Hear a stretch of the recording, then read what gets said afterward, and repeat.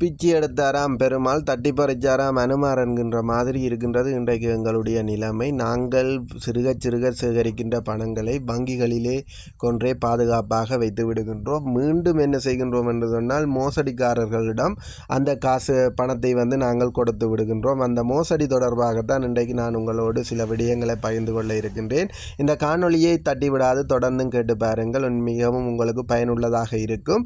என்னென்று சொன்னால் இப்பொழுது அண்மை காலமாக மிகவும் வேகமாக இடம்பெற்று கொண்டிருக்கின்றது இணையவழி மோசடி. இந்த இணையவழி மோசடியிலே வயது வேறுபாடுகள் பாலின வேறுபாடுகள் இல்லாமல் அனைவருமே சிக்கிக் கொண்டிருக்கின்றார்கள். அண்மைய நாட்களிலே வங்கிகளிலும் சரி போலீஸ் நிலையங்களிலும் நிறைய முறைப்பாடுகள் கிடைத்த வண்ணம் இருக்கின்றன. இது தொடர்பான சில தகவல்களை தான் நான் இப்பொழுது உங்களுக்கு பகிர்ந்து கொள்கின்றேன். அதாவது மோசடிக்காரர்கள் என்ன செய்கின்றார்கள் என்று சொன்னால், உங்களுக்கு முதலிலே உங்களுடைய தொலைபேசி இலக்கத்திற்கு ஒரு மெசேஜை பகிர்ந்து கொள்கின்றார்கள். இதிலே உங்களுக்கு பெருந்தொகை பணம் கிடைத்திருக்கின்றது வாழ்த்துக்கள் என்று சொல்லி ஒரு மெசேஜை பகிர்ந்துவிட்டு சிறிது நேரத்திலே உங்களுக்கு உங்களுடைய தொலைபேசி இலக்கத்திற்கு அழைப்பை ஏற்படுத்தி கொள்கின்றார்கள். நீங்கள் இப்பொழுது யோசிக்கலாம், உங்களுடைய தொலைபேசி இலக்கம் எப்படி அவர்களுக்கு தெரியும் என்று. அவர்கள் 9 இலக்கங்கள் கொண்ட தொலைபேசி இலக்கத்தை குத்து மதிப்பிலே போட்டு யாராவது ஒருவருக்கு அழைப்பு எடுக்கின்றது. அவர் தொடர்ந்தும் பேசும் பொழுது அவரை அதிலே சிக்க வைத்து விடுகின்றது. இதுதான் அவர்களுடைய நோக்கமாக இருக்கும்.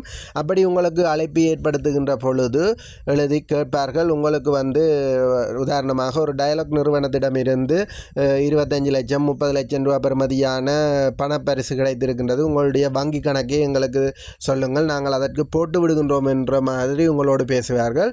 அப்பொழுது நீங்கள் என்ன செய்வீர்கள் என்று சொன்னால், எங்களுக்கு 25 லட்சம் 30 லட்சம் வந்திருக்குது என்ற ஒரு ஆசையில், அது ஆசை மனிதனுக்கு சாதாரணமாக எல்லாருக்குமே இருக்கின்ற ஒரு விடயம். இதை குறை சொல்ல முடியாது. ஆனால் நீங்கள் தான் உங்களை சூட்சமமாக பாதுகாத்து கொள்ள வேண்டும். அதைத்தான் நான் இப்பொழுது சொல்லுகின்றேன். அப்படி நீங்கள் உங்களுடைய பணத்துக்கு ஆசைப்பட்டு பரிசு பொருளுக்கு ஆசைப்பட்டு என்ன செய்கின்றீர்கள் என்று சொன்னால், உங்களுடைய வங்கி கணக்கு இலக்கத்தை கொடுத்து விடுகின்றீர்கள். வங்கி கணக்கு இலக்கம் தானே, கொடுத்து விட்டால் பிரச்சனை இல்லை. ஏனென்று சொன்னால் வங்கி கணக்குக்கு பணத்தை போடலாமே ஒழிய அதிலிருந்து எடுக்க முடியாது என்பது உண்மை. இங்கே தான் அடுத்த கட்ட செயற்பாடுகள் இடம்பெறுகின்றது. என்னென்று சொன்னால், அவர்கள் மிகவும் சூட்சமமான முறையில் தங்களை சிக்க வைத்து கொள்ளாத முறையில் ஒரு இணையதளத்தை அல்லது இணைய செயற்பாட்டை செய்து கொண்டிருக்கின்றார்கள். அதிலே உங்களுடைய வங்கி கணக்கு இலக்கத்தை செயற்படுத்தும் பொழுது வங்கிக்கு தெரியாது உங்களுடைய கணக்கை யார் செயற்படுத்துகிறார் என்று. அப்பொழுது அவர்கள் வங்கி மூலம் உங்களுடைய தொலைபேசி இலக்கத்திற்கு ஒரு ஓடிபி இலக்கம் ஒன்று வழங்கப்படும். அந்த ஓடிபி இலக்கத்தை அவர்கள் சிறிது நேரத்திலே மீண்டும் கால் பண்ணி அல்லது அழைப்பிலே தொடர்ந்து இருந்து கொண்டு செயற்பட்டு கொண்டு உங்களோடு பேசி உங்களை மைண்ட் வாஷ் பண்ணி கொண்டு இருப்பார்கள். அப்படி செயற்படுத்தி கொண்டிருக்கும் பொழுது உங்களுக்கு சொல்லுவார்கள் என்னென்று சொன்னால், உங்களுக்கு ஒரு 4-5 இலக்கத்திலே ஒரு ஓடிபி இலக்கம் வந்திருக்கும், அந்த பின் நம்பரை எங்களுக்கு சொல்லுங்கள் என்று. அப்பொழுது தான் இந்த பணம் ட்ரான்ஸ்ஃபர் ஆகும் என்று அவர் சொல்லும் பொழுது நீங்கள் என்ன செய்வீர்கள் என்று சொன்னால், உங்களுடைய அந்த வந்த பின் நம்பரை அவர்களுக்கு கொடுத்து விடுகின்றீர்கள். கொடுக்கும் பொழுது அவர்கள் என்ன செய்கின்றார்கள் என்று சொன்னால், முழுமையாக உங்களுடைய கணக்கை அவர்கள் தங்களுடைய கண்ட்ரோலுக்குள்ளே கொண்டு வந்து விடுகின்றார்கள். அதன் மூலம் உங்களுடைய கணக்கில் இருக்கின்ற ₹1 பணம் கூட விடாமல் வலித்து துரைத்து எடுத்து விடுவார்கள்.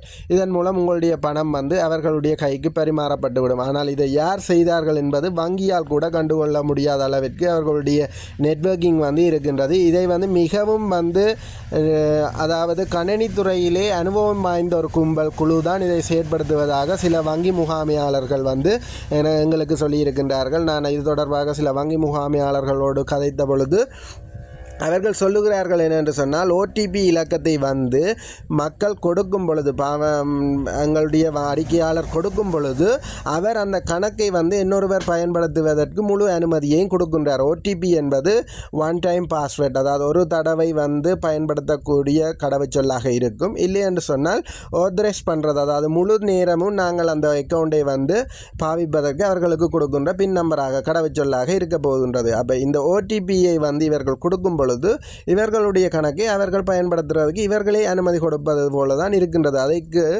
அதனால் ஏற்படுகின்ற மோசடிக்கு வங்கி காரணம் கொண்டும் பொறுப்பேற்காது. அதனால்தான் அண்மை காலமாக வங்கிகள் மற்றும் சென்ட்ரல் பேங்க் மத்திய வங்கி எல்லாமே சில விழிப்புணர்வு பதிவுகளை விட்டு கொண்டிருக்கின்றார்கள். அதாவது ஓடிபி இலக்கத்தை யாருக்கும் பகிர்ந்து கொள்ளாதீர்கள் என்று. ஆனால் இதை மக்கள் மக்கள் மிக சீரியஸாக ஒரு இதான விடயமாக எடுத்துக்கொள்வதில்லை. அதனால்தான் இங்கே இவர்கள் பாதிக்கப்படுகின்றார்கள். பாதிக்கப்பட்ட பிற்பாடு வங்கிகளுக்கு சென்று முறையிடுவதாலோ அல்லது போலீஸ் நிலையம் சென்று முறையிடுவதாலோ எந்தவித பலனுமே கிடைக்கப் போவதில்லை என்று சொன்னால் இந்த பணம் தொடர்பில் அவ்வளவு சீக்கிரம் கண்டுபிடிப்பதற்குரிய வழிமுறைகள் இலங்கையிலே மிக குறைவாகத்தான் இருக்கின்றது. ஏனென்று சொன்னால் தொழில்நுட்ப ரீதியிலே இலங்கை இப்பொழுதுதான் வளர்ந்து வருகின்றது. தொழில்நுட்ப வளர்ச்சி என்பது மக்களுக்கு பாதகமாக இருக்கின்ற அதை விட கூடிய பங்கு அதாவது சாதகமாக இருக்கிறதை விடக்கூடிய பங்கு பாதகமாகத்தான் இருக்கும். ஏனென்று சொன்னால் நாங்கள் ஒன்றை நல்லதுக்கு பயன்படுத்தும் பொழுது இன்னொரு தரப்பினர் அதை எவ்வாறு தீமையான விடயத்துக்கு பயன்படுத்தலாம் என்பதை முன்கூட்டியே அறிந்து வைத்திருப்பார்கள். அதனால் தொழில்நுட்பம் வளரும் பொழுது வங்கிகள் தொழில்நுட்பத்துக்குள்ளே இணையும் பொழுது அதன் மூலம் எங்களுக்கு சாதகமும் இருக்கின்றது, எங்களால் நன்மையும் அடைய முடியும். அதேவேளை எங்களால் பாதகமான நிலைக்கும் பாதகமான நிலைக்கும் நாங்கள் சென்று கொண்டு தான் இருக்கின்றோம். அப்போ நாங்கள் தான் எங்களுடைய பணம் தொடர்பில் அல்லது எங்களுடைய கணக்குகள் தொடர்பில் மிக அவதானமாக இருக்க வேண்டும். உங்களுக்கு தெரியாத ஒருவருக்கு எக்காரணம் கொண்டும் உங்களுடைய வங்கி கணக்குகளை கொடுக்க வேண்டாம். அப்படி வங்கி கணக்கு இலக்கத்தை கொடுத்தாலும் எக்காரணம் கொண்டும் அதில் வருகின்ற பின் நம்பரை நீங்கள் யாருக்குமே கொடுக்க வேண்டாம் என்பதுதான் இப்பொழுது வங்கி முகாமையாளர்கள் மீண்டும் மீண்டும் அறிவித்துக் கொண்டிருக்கின்றார்கள். இந்த விடயம் தொடர்பில் நீங்கள் விழிப்புணர்வாகாத பட்சத்தில் உங்களுடைய பணங்களும் சூறையாடப்படுகின்றமைக்குரிய சந்தர்ப்பங்கள் அதிகமாக இருக்கின்றது. இந்த ஓடிபி இலக்கம் தொடர்பாக உண்மையிலே மக்களுக்கு விழிப்புணர்வு இல்லை என்பதுதான் உண்மை. அது தொடர்பான அடுத்த ஒரு காணொலி தொகுப்பை நான் மிக விரைவிலே இந்த ஓடிபி இலக்கம் என்றால் என்ன, அது தொடர்பான காணொலி விளக்கத்தை நான் இன்னொரு காணொலியிலே மிக விரைவில் உங்களுக்கு வழங்குகின்றேன். நன்றி.